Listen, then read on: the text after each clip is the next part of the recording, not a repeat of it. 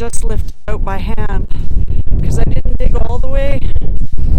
Um, the corner post was attached with nails to the crossbars as well as the barbed wire. And I dug it just deep enough that I could lift it out the rest of the way. And the crossbars ended up, I'm going to turn this camera. There was the fence post that is smaller with the crossbar attached to the 8-footer. And there was a nail here, and the nail just snapped off. So then I was able to lift this 8-footer out. So now it's time to load the 8-foot post and go to the spot where it actually belongs. This stuff can leave. I can keep it here until I'm done the fence, then I can pick it up and take it home.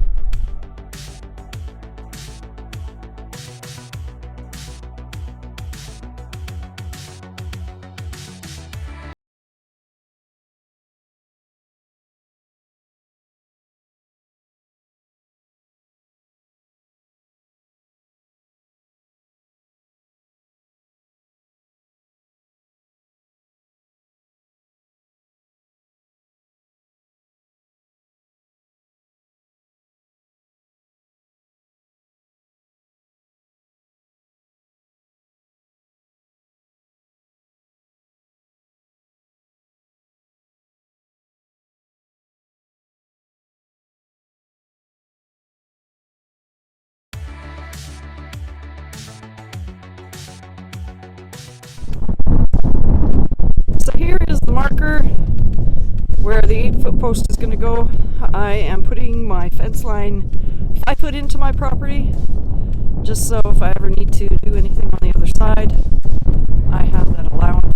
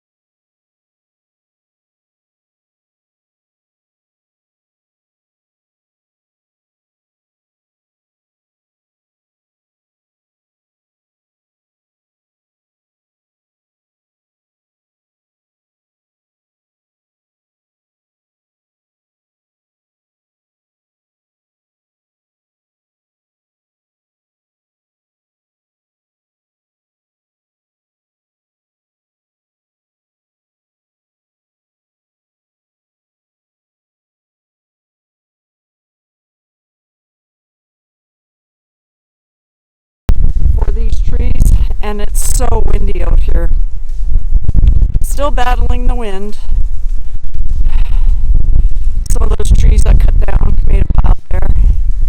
But I still have some barbed wire stuck to the corner post, and I have to pull out some staples before I can start digging. You can see right there the trees that I cut.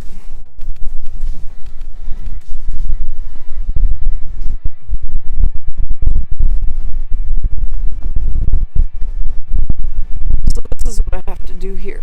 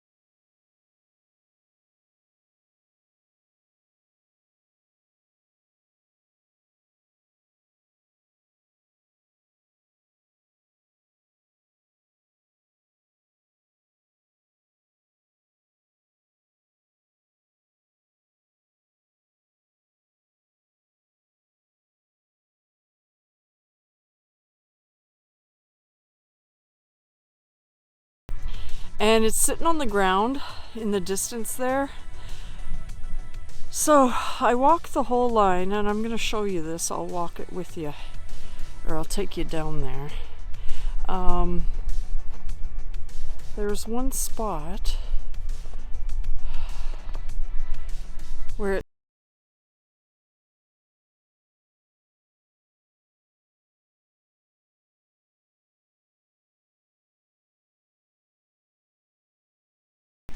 getting darker. The sun is going down. I got maybe an hour of daylight left, and the snow's been melting all day, but now it's starting to get slippery. The camera's being blown over. I'm fighting in the wind. I think I'm going to call it as soon as I get this twine fixed up. I also don't want to deal with it blowing in the wind, and I'm just going to have to work in the headlights every day this week. But if I do, I'll take you guys along with me. So as we come into this corner here, the twine starts going up in the air quite a bit. So that's how uneven my terrain is. But this one poplar tree, the twine isn't touching anything until I get to the poplar tree, and it's resting on something here. So I'm going to take this one out, and I don't think it's more than 2 or 3 inches in diameter, but I want that twine to be loose, and I want to get this fence as straight as possible. I mean, it's not a huge deal, but I need to be putting the fence posts up against the twine. I don't need this tree in the way for when I roll out the wire. So let's take this one out.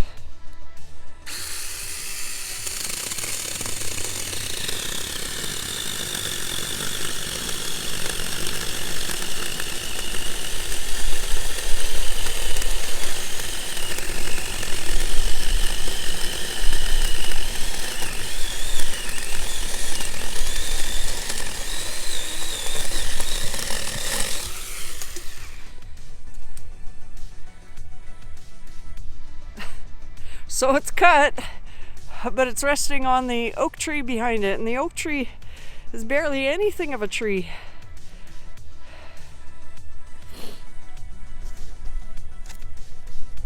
What would I do without that Saker saw, though? Let's see if we can make it timber. Well, it could be hung up there too.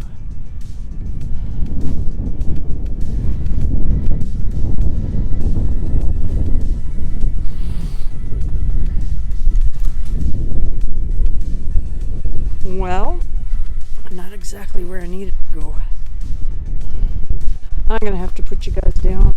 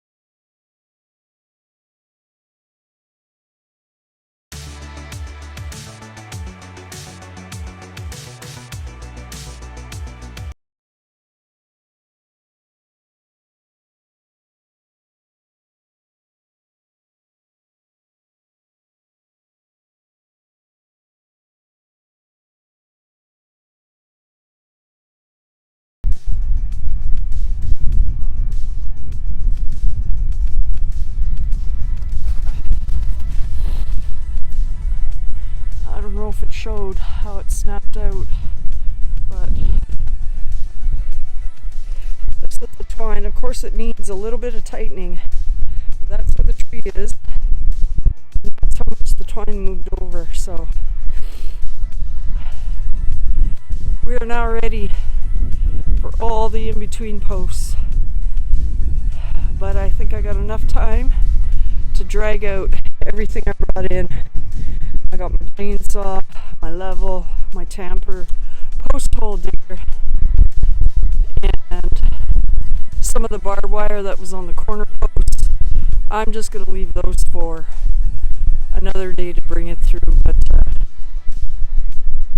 I think that's it for today. I'm spent. So thank you for tuning in. As always, give her diesel, and we'll see you on the next one.